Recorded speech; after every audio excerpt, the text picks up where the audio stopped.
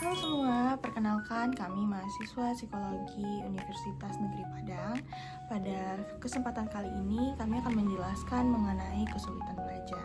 Kesulitan belajar ini adalah topik yang sebenarnya sering dibahas dan sangat relate, tapi masih banyak yang belum benar-benar memahami mengenai topik ini.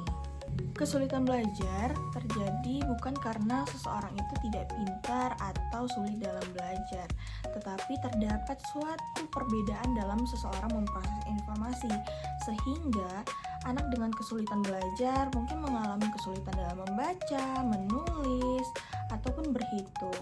Tetapi anak-anak tersebut belum tentu memiliki IQ di bawah rata-rata. Bisa jadi anak tersebut memiliki IQ di atas rata-rata atau bahkan lebih kreatif dibandingkan anak pada seusianya. Nah, kesulitan belajar ini memiliki beberapa bentuk. Yang pertama yaitu disleksia. Disleksia ini adalah kesulitan anak dalam membaca, kemudian ada diskalkulia berhubungan dengan angka atau berhitung, dan yang terakhir adalah disgrafia. Hal ini berhubungan dengan kemampuan anak dalam menulis. Nah, pada kesempatan ini kita akan membahas satu persatu sehingga kita dapat memahami apa sebenarnya itu kesulitan belajar. Masuk pada pembahasan yang pertama yaitu tentang disleksia. Disleksia adalah kesulitan belajar yang berkaitan dengan kemampuan membaca dan juga memahami bahasa tertulis. Anak dengan disleksia biasanya kesulitan dalam mengenal huruf, mengubah huruf menjadi bunyi, dan memahami bacaan yang mereka lihat.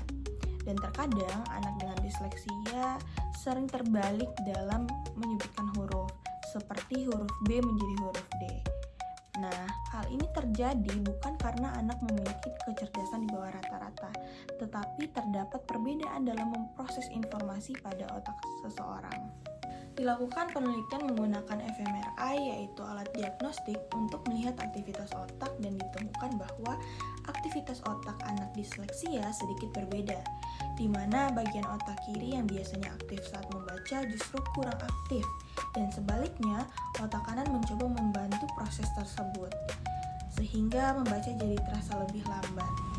Nah, disleksia bisa disebabkan oleh beberapa hal, mulai dari faktor pendidikan seperti metode belajar yang salah atau kurang tepat, kemudian faktor psikologis misalnya stres atau kurang dukungan dari lingkungan, sampai faktor biologis atau genetik yang biasa diturunkan dari orang tua ke anak.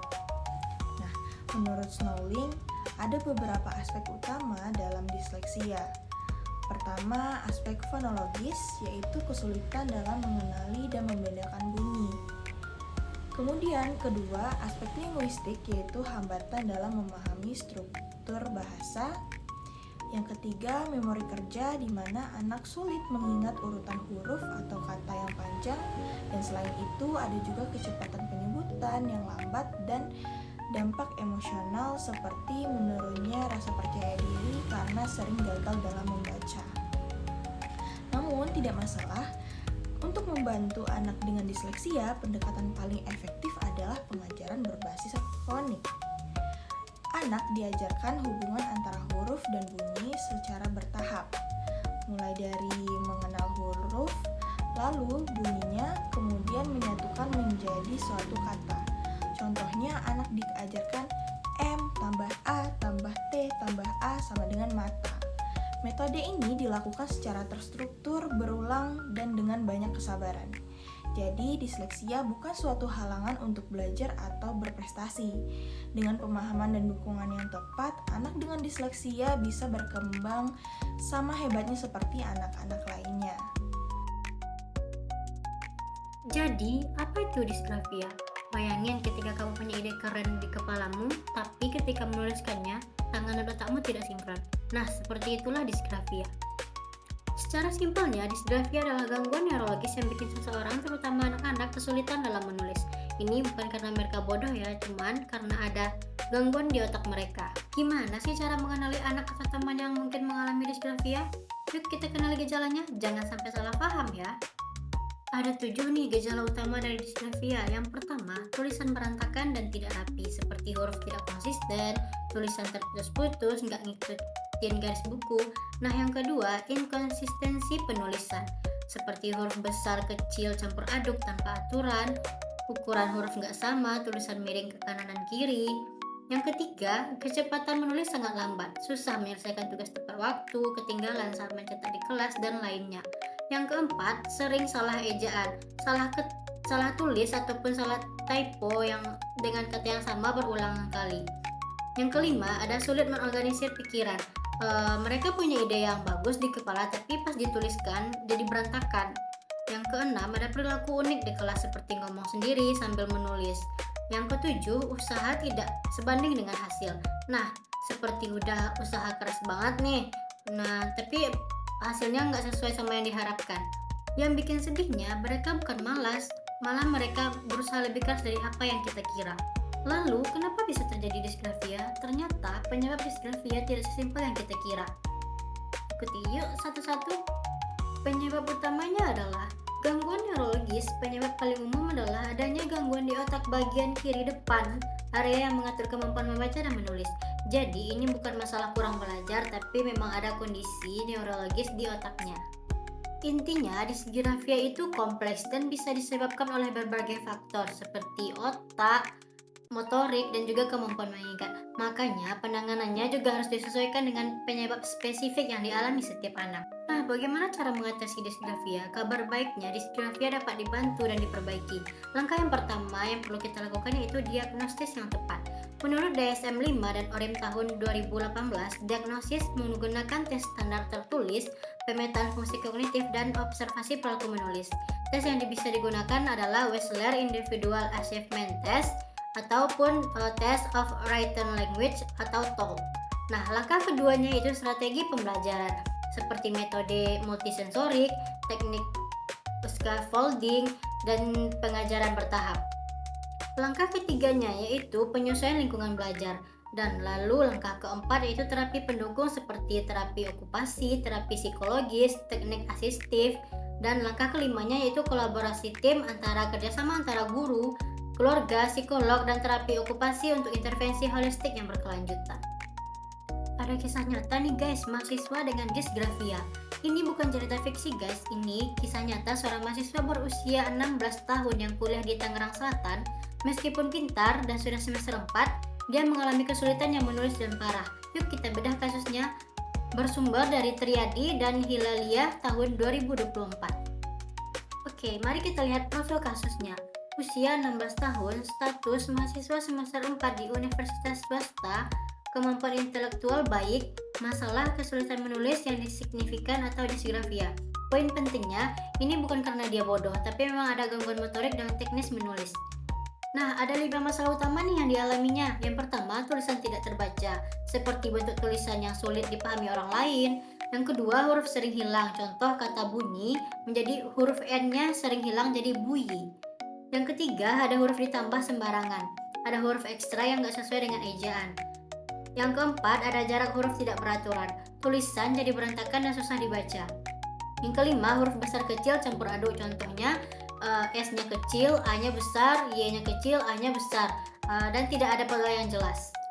Lalu temuan lainnya yang ditemukan pada studi ini, bentuk huruf vokal dan konsonan tidak konsisten, salah pakai tanda baca, titik 2 jadi tanda tanya, tulisan tidak lurus, huruf sering menumpuk, dan kerapian sangat buruk. Tapi ide dan gagasannya sangat bagus, bisa menyampaikan pemikiran dengan baik secara lisan, mampu membuat kalimat yang sesuai dengan konteks. Nah, apa artinya? Ini bukti kalau masalahnya itu bukan di otak atau kemampuan berpikir, tapi di kemampuan motorik atau gerak tangan dan teknik menulis dan ataupun cara membentuk huruf.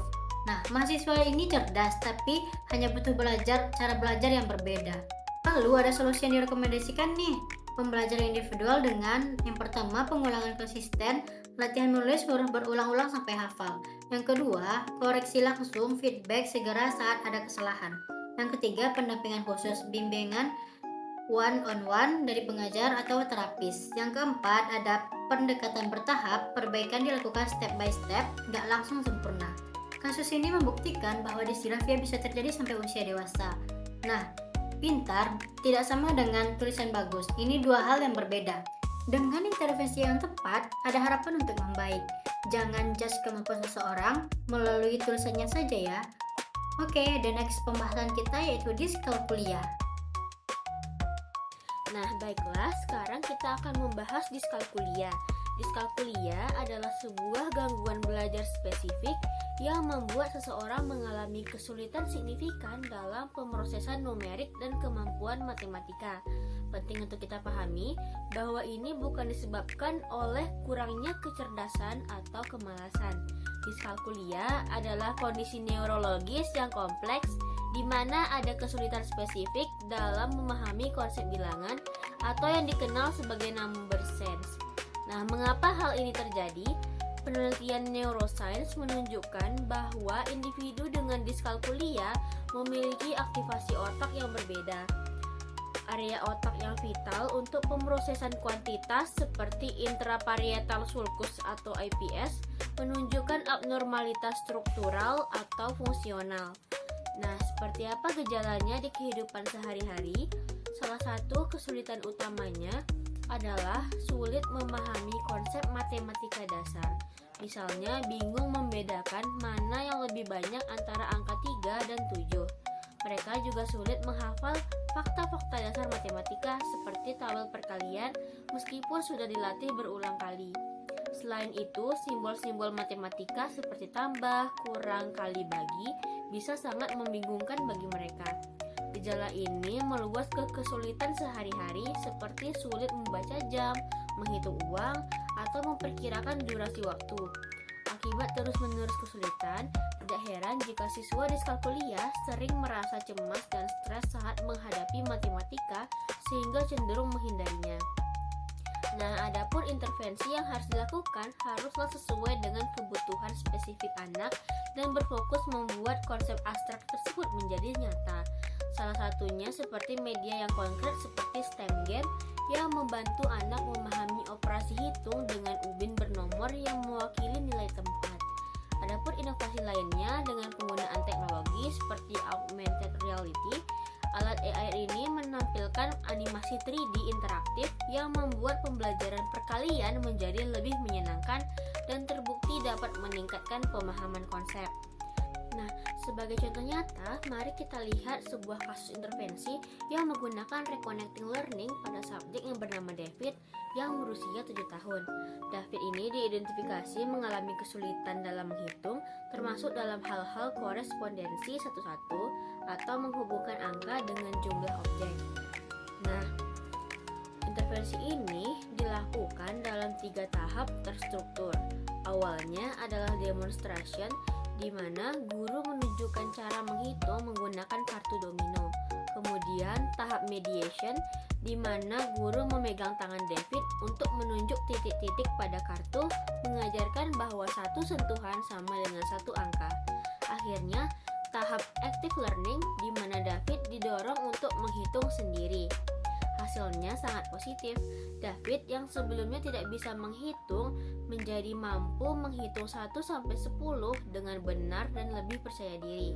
Ini membuktikan bahwa dengan pendekatan yang tepat, anak dengan diskalkulia dapat belajar dan menguasai keterampilan berhitung mereka. Peran guru dan orang tua sangat penting dalam menciptakan suasana belajar yang menyenangkan dan adaptif.